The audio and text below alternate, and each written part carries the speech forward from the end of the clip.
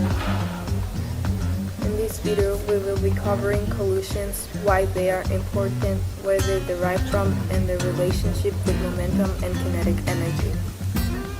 Newton's second law states that the change in momentum is defined as the impulse of the collision, or the vector quantity. This is shown by delta P equals J. Newton's third law says that two objects must exert an equal and opposite force on one another.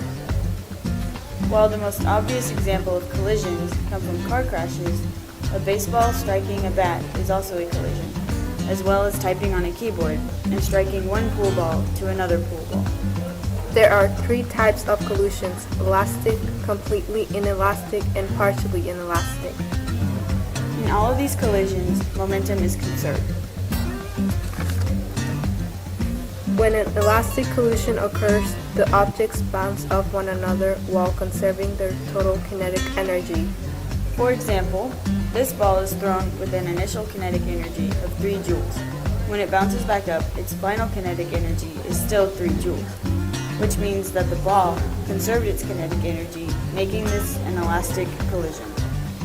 Perfectly inelastic collisions happen when two objects collide and stick together while losing energy to the environment.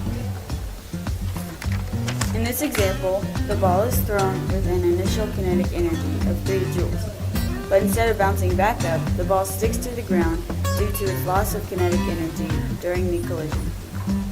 Partially inelastic collisions occur when two objects bounce off one another while losing some of their kinetic energy to the environment. Almost all collisions fall under this category. In this example, the ball is thrown with an initial kinetic energy of 3 joules. When the ball bounces back up, its final kinetic energy is 2 joules, which means that the ball lost some of its kinetic energy, making this a partially inelastic collision.